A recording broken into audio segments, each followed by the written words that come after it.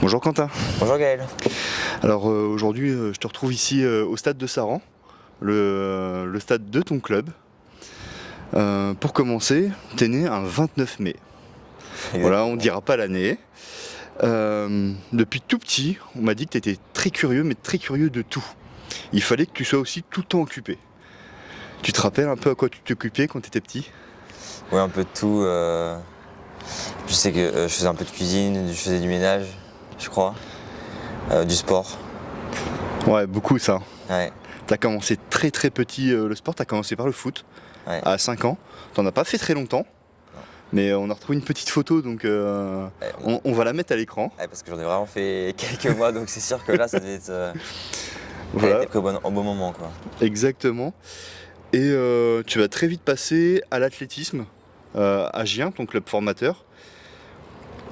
Et tu pratiquais aussi pendant un temps, est-ce que c'est encore le cas, de l'aïkido en Non, même temps? c'était quand j'étais au collège, parce qu'il y en avait dans mon village, donc on en profitait quoi pour en faire aussi. Ouais, donc assez touche à tout finalement. Ouais, ça va. Et pourquoi t'as fait ce choix de l'athlétisme plutôt que du foot?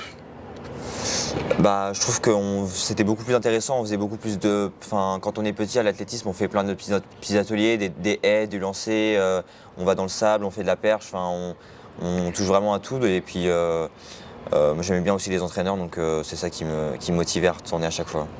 Ouais, ça a été finalement quelque chose presque plus de l'attachement. Ouais, Enfin, de l'attachement, si on peut appeler ça comme ça, mais c'est socialement, c'était plus intéressant que le foot, ouais, quoi. voilà.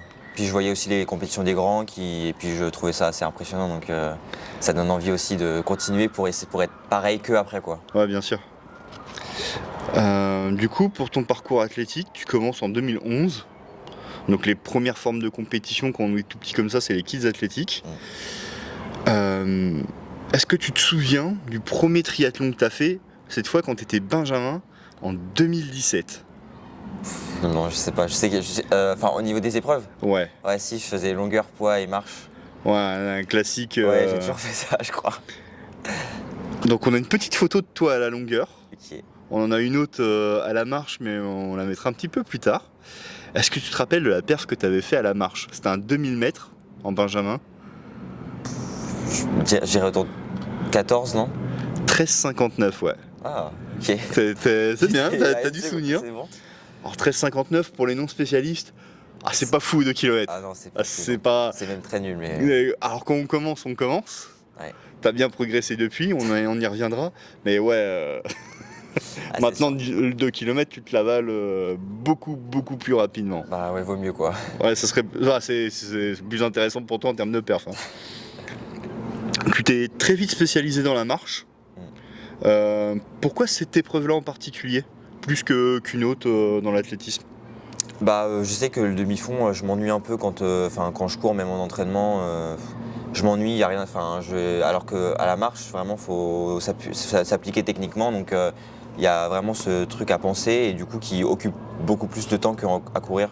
Et c'est ça qui m'a fait plus aller vers la marche. Et puis il y avait aussi Sébastien Montan au club de Gien qui faisait de la marche et qui m'a beaucoup entraîné, donc ça me motivait Ouais, aussi. ton tout premier entraîneur Voilà, c'est ça. finalement à la marche.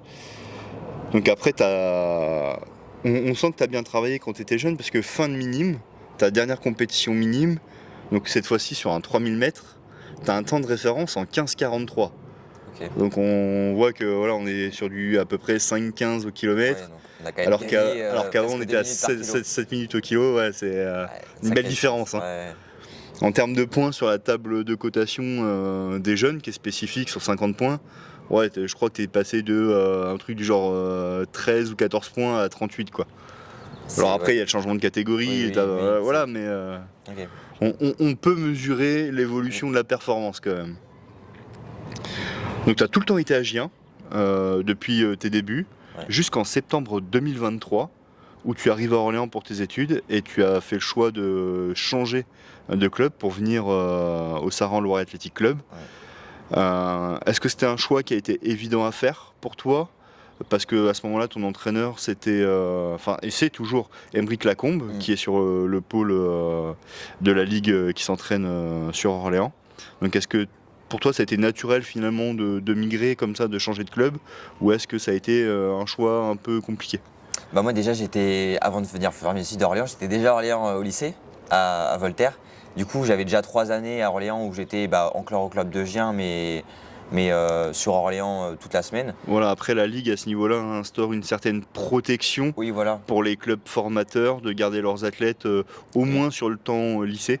Et puis comme je rentrais le week-end, ça se valait encore de rester à Gien quoi. Alors que là, oui quand tu rentres dans les études supérieures, tu rentres beaucoup moins le week-end. Et ça a moins de sens, on va dire, sur les compétitions, surtout que je suis à la fac d'Orléans et il y a des athlètes qui sont aussi avec moi à la fac.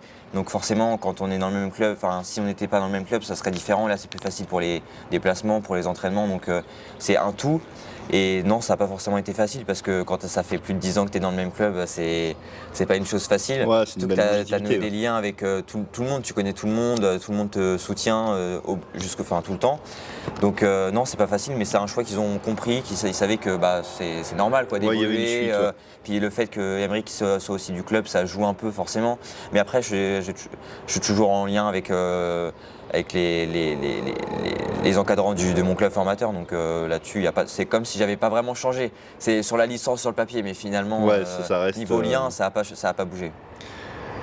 Et d'ailleurs, tu as été très tôt très investi au club de Gien, bénévole, pour filer un petit coup de main comme ça sur les compétitions. Dès que tu as pu, tu es passé jeune juge. Voilà, avec une première spécialité en tant que starter, si je me trompe pas. Et tu es toujours juge maintenant. Ouais. T'es même devenu juge marche. Ouais. Voilà, ça fait plutôt C'est normal, sens. en vrai. Oui, Voilà. c'est ça. Ça fait plutôt sens. Pour toi, ça a été très naturel finalement et puis on se croise régulièrement en compétition. Et tu reviens à Gien, il n'y a pas de souci, tu viens, tu files le coup de main, tu installes la sono, mais c'est naturel quoi. Ah oui, moi j'aime bien, je trouve que si j'ai un peu de temps, j'aide et tout, il faut aider, il y a toujours besoin partout, donc c'est naturel. Puis j'aime bien aussi ce petit côté, d'être juge aussi, on voit l'autre côté de la facette que l'athlète ne voit pas forcément, donc il y a aussi le fait que on se rend compte que l'athlète il est toujours stressé, donc il faut bien lui parler, que faut pas être, du coup c'est moi j'aime bien, je touche à tout, donc c'est cool. Et d'ailleurs, c'est quoi le plus dur pour toi? C'est de marcher en tant qu'athlète ou de juger la marche en tant que juge? Quel est le plus dur finalement? Le plus dur dans quel sens? Le plus dur à mettre en œuvre? Non, marcher quand même. Marcher? Ouais. Oui, parce qu'après, pour l'instant, c'est surtout des compétitions de jeunes que je juge, donc oui, c'est aussi, voilà. Et puis le but aussi quand tu juges, c'est de leur donner des conseils pour qu'ils puissent et qui progressent derrière, ouais, on n'est pas là effectivement pour les descendre. Oui. Ouais, parce que voilà, pour avoir jugé un petit peu avec toi la marche, du coup, effectivement, on n'est pas là pour. Ouais, c'est pas le but, sinon ça les dégoûte quoi. Donc, ouais, il y a déjà pas assez de marcheurs, on va essayer de garder ceux qu'on a. On va passer maintenant sur ton parcours de haut niveau. Alors il a commencé très tôt ton parcours de haut niveau, puisque, et c'est là qu'on va mettre une petite photo de toi à la marche, avec le maillot de la Ligue du Centre. Quand tu étais benjamin, sur cette piste, sur la piste ici, pour la Coupe de France des Ligues de marche, c'était ta première sélection. ouais. Tu étais benjamin, et c'est comme ça que ça a commencé, et depuis tu n'as pas arrêté d'être en sélection, Ouais. qu'elle soit régionale ou même quelquefois les intercomités, donc sélection départementale, puis après les sélections nationales bien évidemment. Tu te rappelles de ce moment-là un petit peu Ouais, c'est avec que des marcheurs, c'était sympa cette compétition où on avait l'hôtel, c'est vrai qu'on se connaissait pas forcément tous, donc on apprenait à se connaître la veille de la compétition, on faisait un petit réveil, etc. Donc ça c'est vrai que c'est une des compétitions qui motive aussi à continuer dans la discipline pour chaque année être de nouveau sélectionné. Alors au niveau national, tu as déjà un petit palmarès quand même chez les jeunes. Tu as 5 médailles d'or, 4 médailles d'argent et 2 médailles de bronze. Et ta première médaille, tu l'as eue l'été 2021 à Bondouf. Ouais. C'était en cadet, si je dis pas de bêtises, ouais. Sur le 5000 mètres. Et depuis, tu as systématiquement fait une médaille en championnat de France jusqu'à maintenant. Quelle que soit la couleur, tu as toujours fait une médaille. En 2022, en cadet, tu avais même fait le doublé été-hiver sur 5000 mètres. Ouais. Qu'est-ce que ça te fait à chaque fois de venir et puis finalement d'assumer un peu ce statut que tu as acquis petit à petit, pas d'ultra favori, mais de gros favoris quand même à la médaille? Il y a une sorte de pression, une sorte de fierté aussi d'avoir. On te dit, ah bah tu vas encore avoir une médaille ou quoi, c'est un peu un rôle à jouer, quoi. Donc c'est ça qui fait qu'on y retourne et qu'on est encore plus motivé avant chaque compétition, quoi. Ouais, il y a presque une banalisation qui pourrait s'installer. Et finalement, on s'aperçoit que non, parce qu'il y a quand même, t'es pas tout seul quoi. Dans ta Oui, catégorie, ça pousse un peu quand même. Ouais. Et puis après, quand tu as un peu cette sorte de banalisation, tu te compares aussi à l'étranger, aux autres, et puis tu te dis qu'en fait, t'as beau être bien en France, c'est pas du tout le cas à l'étranger. Donc il y a aussi ça qui te permet de te redescendre ton niveau, on va dire. Ouais, tu te remets en perspective de ce qui se fait à l'échelle européenne et à l'échelle mondiale. Ouais. À l'échelle européenne, il y a des grosses écoles de marche, notamment l'Italie. Ouais. Là, dans ta catégorie, ça carbure fort. Maintenant, ton parcours en équipe de France, tu as déjà connu 6 sélections, principalement à l'échelon européen. Moi, quand j'ai un petit peu épluché, j'ai regardé, je me suis aperçu que tu as toujours fini dans le top 10. Sauf une seule fois, c'est à la Coupe du Monde de marche par équipe, à Antalya, l'année dernière, où vous avez quand même fait 9e par équipe. Mais toi, tu étais classé 21e en individuel. Ouais. Sinon, tu as tout le temps été dans le top 10. Qu'est-ce que ça te fait, toi, d'être aussi régulier que ça à l'échelle internationale? Le but, c'est que chaque année, d'essayer d'être presque meilleur, d'être au moins. Oui, à chaque fois, j'étais souvent finaliste, donc c'est quelque chose à tenir et c'est une fierté de réussir à avoir ce niveau-là sur les compétitions internationales. Ouais, puis en plus, tu as été progressivement avec de plus en plus de sélections. Tu en as connu une première en 2022, tu en as fait 2 en 2023, 3 en 2024. Alors cette année, malheureusement, tu battras pas ce record-là. Ça sera pas pour cette année. On y reviendra après. Tu devrais probablement en connaître une. On attend quand même toujours, c'est toujours le jeu des annonces officielles. Ouais. Par contre, l'année dernière, tu as connu ta première médaille internationale, puisque tu as été vainqueur en individuel et par équipe à la Coupe d'Europe de marche par équipe à Podbrady en République tchèque. Qu'est-ce que ça fait d'avoir une médaille internationale? En plus, elles sont un peu stylées, celles de Podbrady. Oui, elles sont en verre, transparentes. Je m'y attendais pas du tout. Pour le coup, avant la course, je me rappelle, je m'attendais podium. J'avais regardé un peu, mais bon, je me suis dit, il y a pas je pense pas, quoi. Puis la course et tout, c'est fait. Et puis on est resté à 3-4 au début. Et puis après, on s'est battu avec le premier et le deuxième sur les deux derniers. Et puis j'ai réussi à accélérer et être devant. Donc super surpris, vraiment, je ne m'attendais pas du tout. Et grosse. En plus, il y avait mes parents, il y avait Emeric, mon entraîneur. C'était une sélection d'équipe de France, donc c'était une fierté. Tout le monde était super content et tout. Puis moi, je ne m'attendais pas, donc je suis revenu de cette sélection avec vraiment beaucoup de fierté. Et ensuite, l'année dernière, c'était vraiment une belle année, parce qu'après, tu as enchaîné avec la Coupe du Monde de marche à Antalya.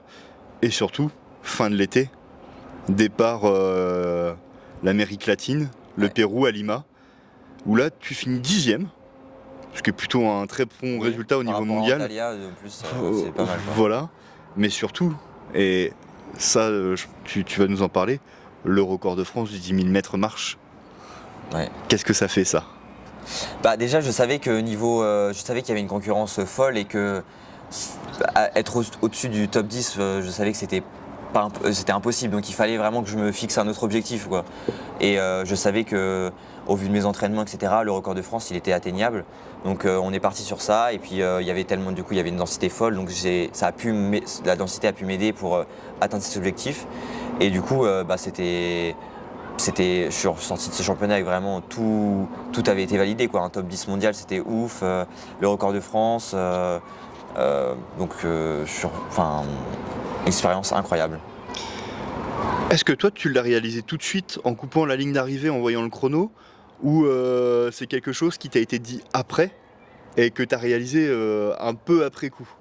Je connaissais les allures, c'était 4,05 et je passe le 5000 en 20,06, donc en 4,01.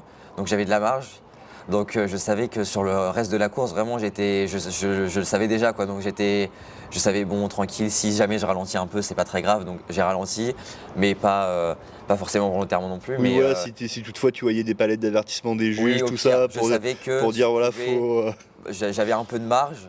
Donc non, je le savais dedans, mais du coup j'étais déjà ému. Après, il faut rester concentré quand même. Mais du coup, ouais, non, je le savais en amont. Ouais,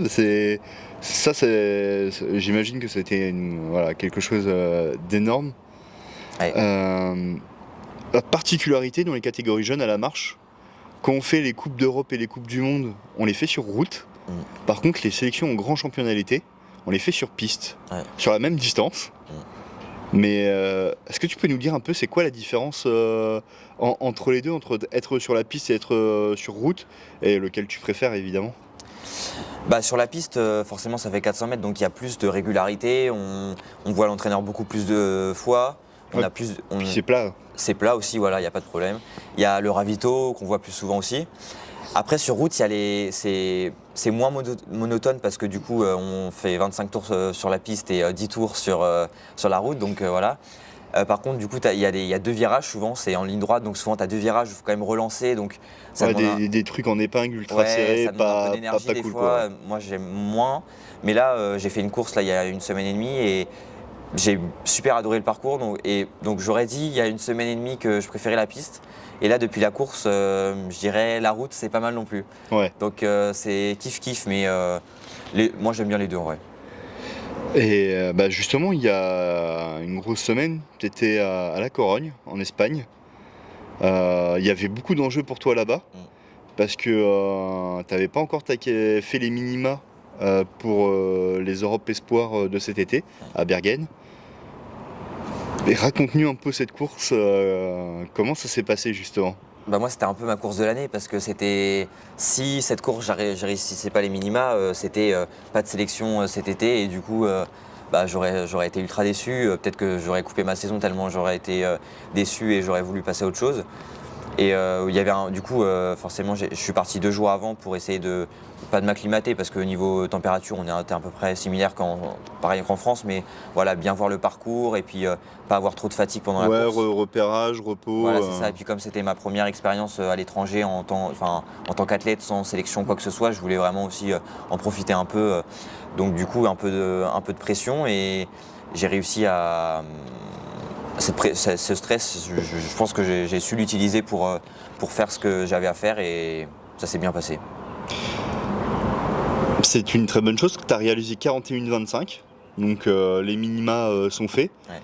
À l'heure actuelle, en France, il y a une densité folle, parce que vous êtes 3 Français à vous tenir entre 41,25 et 41,40. Ouais, les minima. Que ça soit sur un 10 000 ou sur un 10 km. Quand on parle en mètres, on est sur piste, quand on parle en kilomètres, on est sur route. Ouais. C'est fou ça, cette densité c'est bien. pour du coup, vous ça veut tirer dire quoi en fait. Normalement on va être 3 aux Europes du coup, donc ça va être intéressant. C'est vrai que souvent en sélection, niveau marcheur, il n'y a pas forcément le quota entier. Et donc là, en garçon, ça va être le cas, donc ça va être sympa. En plus, il y en a un des deux, j'ai jamais fait de sélection avec lui, donc ça va être cool. Donc ça va plutôt être une bonne fin de saison, a priori, qui s'annonce. Elle avait commencé plus difficilement cet hiver. Est-ce que tu as accusé un petit peu le coup de ce record de France, une pression supplémentaire qui s'ajoute finalement au fait que le gars c'est lui le plus rapide de tous les temps en France sur le 10 000, donc c'est un peu la cible à abattre ou au contraire le fait que le championnat était tard, c'est peut-être plutôt ça que tu as payé ou c'est un petit mélange des deux peut-être? Je pense surtout que on a fini quand même, ma course c'était le 30 août. Donc quand tu commences ta saison en août dernier ou en septembre, c'est et quand tu as déjà fait 2 sélections, tu as fait pas mal de 10 000, etc. C'est sûr que c'est long. Donc je pense qu'il y a ça et puis j'ai voulu trop reprendre parce que c'est pareil en athlète, souvent les gens finissent leur saison début août, ils reprennent mi-août, fin août et moi du coup je venais de terminer ma saison fin août et je voyais que tout le monde reprenait au stade, etc. Et moi aussi je voulais faire pareil, quoi. Donc je pense que j'ai voulu reprendre un peu trop tôt. Et il y a tout ça, ça a fait que... pas mal de fatigue qui s'est accumulée, c'est compliqué. Ouais. Et niveau blessure, ça s'est vu quoi. Ouais. Justement, comment t'organises toi toute la partie entraînement invisible, récupération, soins kinés, ce genre de choses? Bah du coup le kiné j'essaye d'y aller une fois par semaine, de temps en temps. J'essaye de faire après un peu de pressothérapie, les massages, les étirements.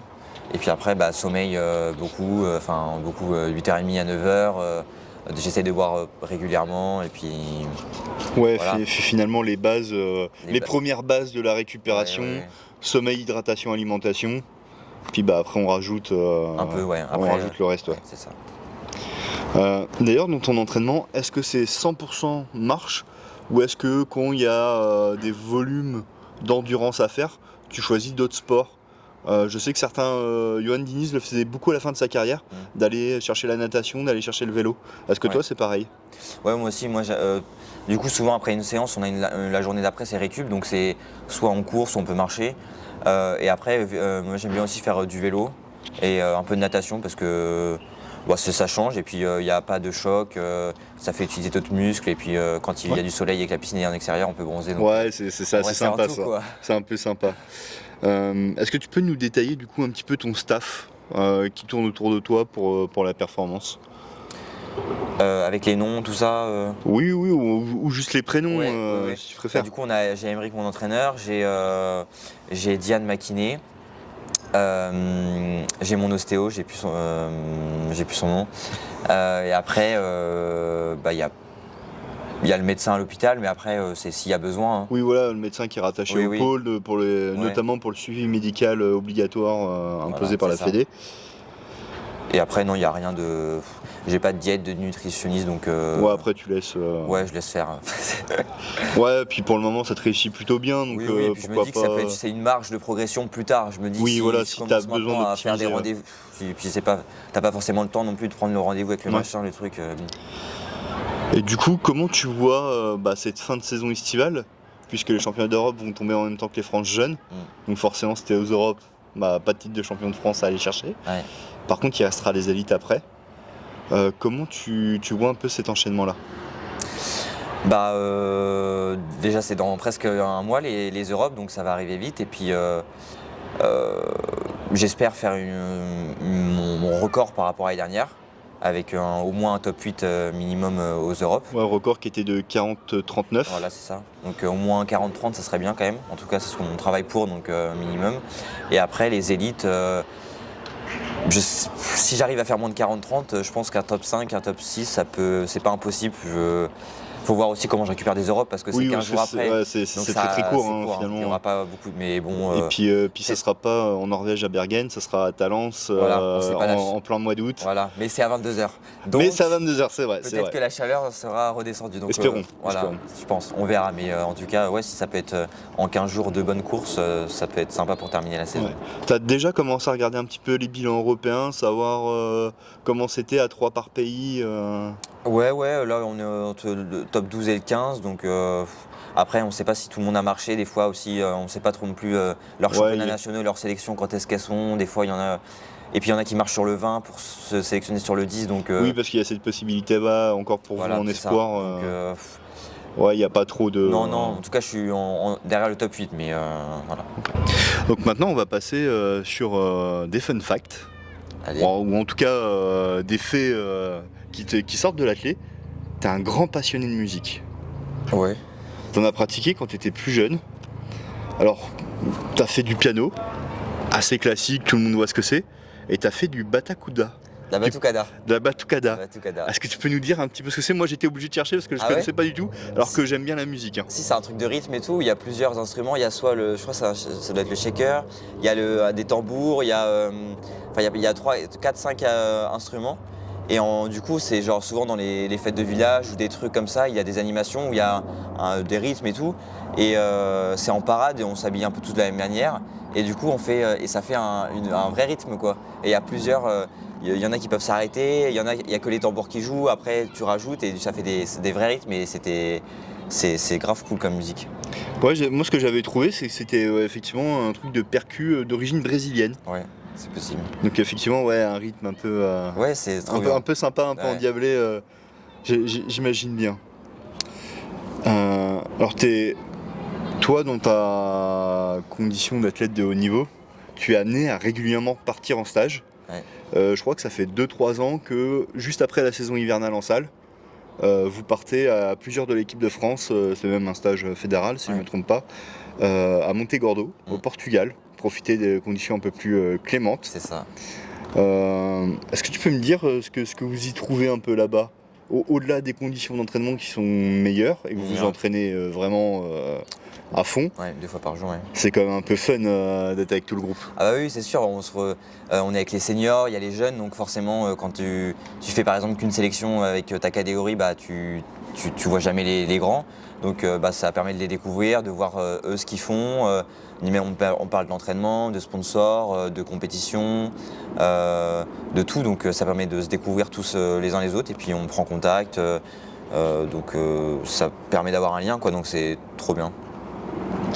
Est-ce que ça arrive parfois que sur des soirées où vous soyez un peu plus détente, ça dérive un peu et ça part en gros fou rire parce que vous n'avez pas contrôlé, enfin vous vous êtes lâché et puis concrètement, ça fait déjà 2 heures qu'on devrait être au lit, où on fait quand même un petit peu attention au sommeil. Ça dépend. Des fois, quand tu joues aux cartes et tout, tu peux tellement être dedans que tu dis encore une partie.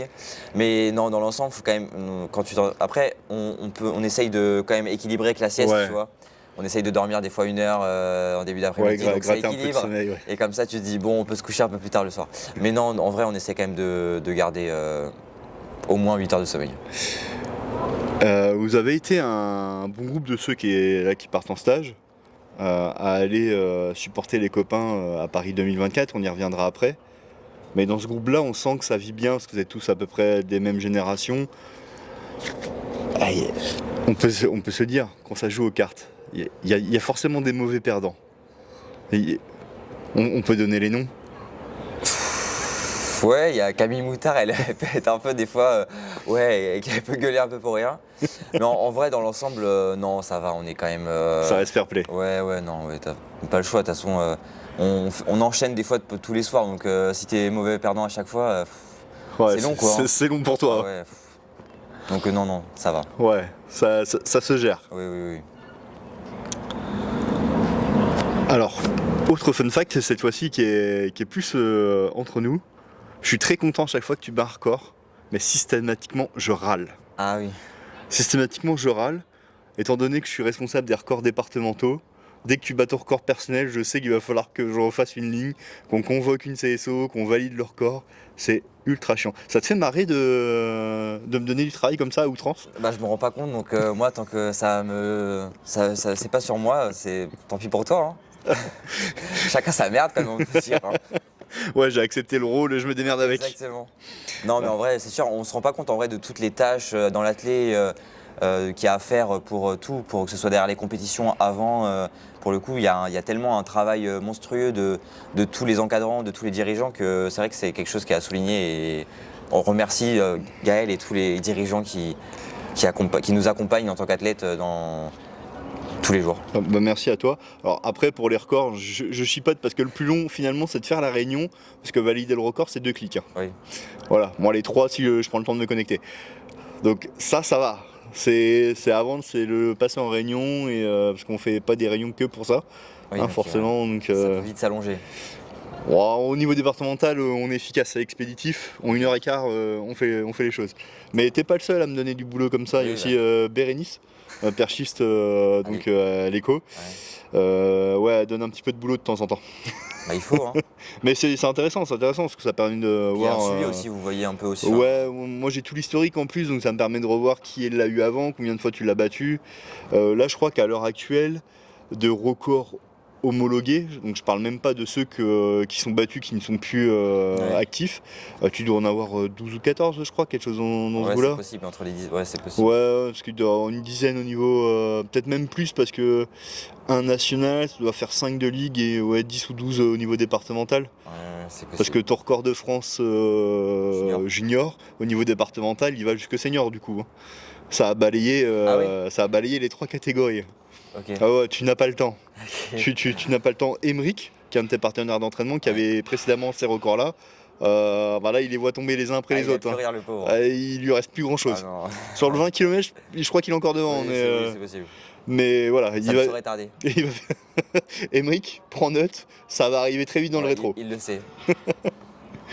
Bon, il doit bien le voir à l'entraînement quand Oui. même que t'arrives quoi. Oui, oui. On va redevenir un petit peu sérieux, on va parler un petit peu de tes études. Donc toi, tu es en fac de droit. C'est pas trop dur d'allier sport de haut niveau et fac de droit?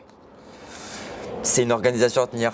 C'est sûr que c'est pas facile. Des fois, tu peux pas aller à tous les cours, donc faut pouvoir avoir les contacts pour pouvoir avoir les cours, mais c'est de l'organisation, c'est un planning à tenir. Il y a aussi une sorte où tu es obligé, tous les jours de faire ce que tu t'es dit de faire. Tu peux pas remettre au lendemain, donc tu as aussi toute cette organisation que tu dois tenir et qui est formatrice aussi, parce que tu dois, même dans le sport de tous les jours, les entraînements ou même pour les compétitions, tu sais que tu as une chambre d'appel, tu sais que tu as des horaires à tenir tout le temps.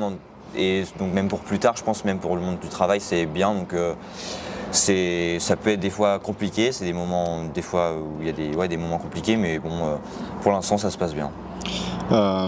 Est-ce qu'à l'heure actuelle à la fac tu bénéficies d'aménagement en tant que sportif de haut niveau? Parce qu'au lycée tu étais sur une section, Ouais, donc classe sportive, c'est ça. forcément On finissait à 16h tous les jours. voilà, c'était facile pour aller à l'entraînement. Est-ce qu'à la fac tu bénéficies de ça et est-ce que tu t'en sers? À la fac, avec le statut de sportif de haut niveau, on peut choisir les TD, donc c'est déjà. On va choisir son groupe, Voilà, de quoi on le fait. Ouais. Voilà, c'est ça. Donc c'est quand même beaucoup plus simple pour ajuster les entraînements, etc. Ça évite d'avoir des cours trop tôt ou des cours trop tard pour pouvoir si on double ou quoi. Et du coup, je me sers de ça. Et après, de toute façon, les cours magistraux, tu peux rien bouger. Donc t'as beau avoir des aménagements, quoi que ce soit, tu es obligé de. Si tu n'y assistes pas, tant pis pour toi. Ouais, voilà, la présence n'est pas obligatoire, mais si tu n'y assistes pas, faut te débrouiller à récupérer. Quoi. Voilà, donc ça, tu peux pas faire autrement. Donc dans l'ensemble, j'utilise pour les aménagements de TD, mais après, c'est tout. T'aimerais faire quoi comme métier plus tard? Parce que droit, c'est très très vague, surtout que c'est fac de droit éco-gestion. Donc t'as une idée ou pour le moment t'es sur un parcours et tu te laisses pour l'instant je me laisse aller. Parce qu'en vrai la licence c'est à part choisir quelques 3-4 matières comme ça, il n'y a pas vraiment de spécialisation. Donc pour l'instant je sais pas trop, après peut-être plus dans la justice, mais spécifiquement je sais vraiment pas. Ouais, t'as pas je me dis qu'il y a encore le temps, il y a encore le master. Oui voilà, c'est où là tu vas peut-être plus te spécialiser. Voilà, c'est ça. Si tu devais donner un conseil à un jeune qui voudrait faire du haut niveau et aussi des études supérieures, qu'est-ce que tu pourrais lui dire pour arriver à réussir à ce double projet? Tout le monde peut y arriver, il n'y a pas de raison que moi j'y arrive et que les autres n'y arrivent pas. Quand tu as de la volonté, quand tu es motivé, il faut évidemment aimer les deux choses. Il faut vraiment que tu aies un équilibre.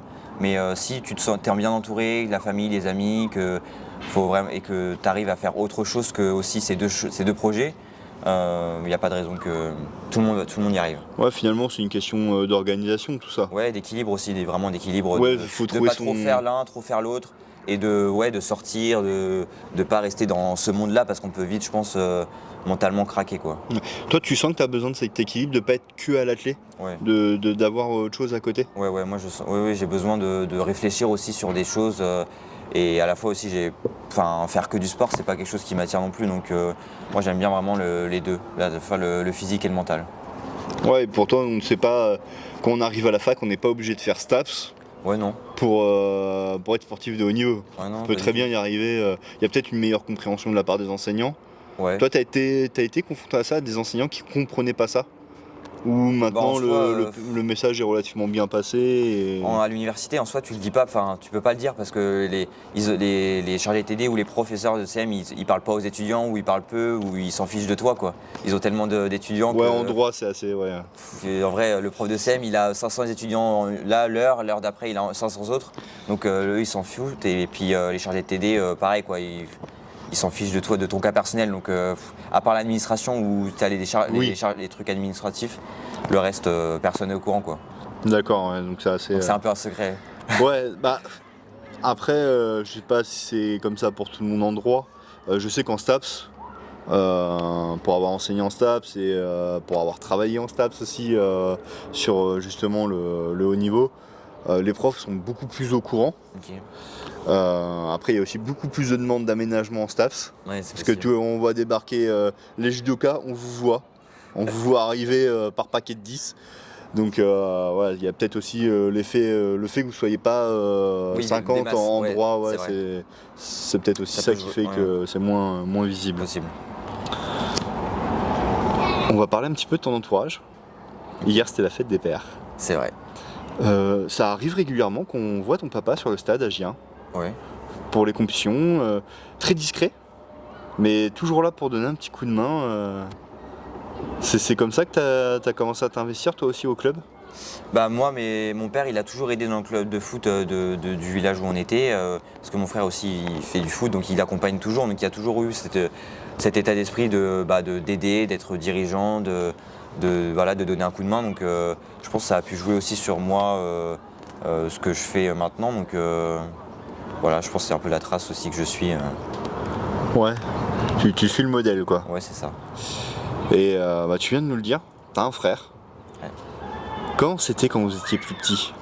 C'était la bagarre ou au contraire c'était plutôt posé et Un peu des deux, c'était un peu, ouais, les deux, je pense, je dirais. Ouais. Ouais, ouais. C'était qui le plus perturbateur de vous deux? Oh, c'est lui. Ah ouais, carrément, ah, ça balance Ah oui, direct. bah, c'est- Ah là, il n'y a pas de, Oui, y a pas de temporisation, il t'as n'y a balancé. pas de débat. Il n'y a pas de débat. Non, C'est parce qu'il fait du foot que tu dis ça? même pas. Même pas. Non, il est vraiment plus actif, on va dire. Ouais, on peut dire ça. On peut dire ça. Plus surexcité, on va dire. Vous partagez beaucoup de choses en commun avec ton frère? Bah, le sport, un peu. quand Ouais. même. Et après, bah, c'est vrai qu'avec le lycée, j'ai pas été beaucoup là, donc. Ouais, finalement, vous avez été coupé assez tôt. Ouais, voilà, c'est ça. Donc après, le sport, c'est vraiment ouais, ce qui nous lie, quoi. Ouais, c'est le point où vous vous retrouvez. Ouais. Vous avez regardé les jeux ensemble? Ou peut-être pas forcément? Si, oui, un peu ouais, devant la télé et tout, oui, si. Bah justement, parlant des jeux, donc on a pu te voir sur les bords du parcours de la marche, Ouais. avec bah, pas mal de membres de l'équipe de France jeunes notamment, qui n'étaient pas présents pour encourager les copains. Qu'est-ce que tu retiens de ça? De l'avoir vécu en vrai et puis de manière générale les Jeux de Paris quoi. Bah rien que le parcours avec la Tour Eiffel et tout, ça vraiment ça m'a marqué. Je me dis que si un jour il y a encore les Jeux à Paris, je veux vraiment être sur ce parcours, quoi. Je veux vivre cette émotion. Enfin les gens, il y avait des gens partout. C'était ouf, quoi. C'était magnifique, vraiment. Ce départ en peloton et après tout le long, ouais, le parcours, j'étais ému de fou. Puis le monde là, ça criait. Enfin c'était beau. Et hormis la marche, est-ce que toi t'as des moments ou des sportifs qui t'ont marqué sur ces Jeux de Paris? Bah il y a Léon Marchand évidemment. Ouais, la quadruple médaille d'or, Voilà, c'est ça, elle les est pas mal médailles, celle-là. en plus, c'est un moment, c'était je crois la veille ou le lendemain de la course de la marche où il y avait du coup dans Paris, il y avait plusieurs fan zones. Ouais. Et du coup, on y était allé sur un écran géant et il y avait justement une course de Léon Marchand et du coup, la ferveur et tout, le monde, c'était ouf, quoi. Tout le monde a sauté quand il a gagné. Ça devait être la 3e ou la 4e, je sais plus, médaille. Et du coup, c'était. Ouais, c'était. Enfin. Il y avait vraiment un. Paris, c'était vraiment autre chose que ce qu'on voit quand on y va pour voyager ou pour Ouais, visiter. ouais, Quoi. pour le coup, c'était, Tout le monde était soudé, enfin, ça a été dit à plusieurs reprises et tout, donc ouais, c'était une belle expérience. Est-ce que du coup, toi, ça t'a donné des idées pour 2028, 2032, après?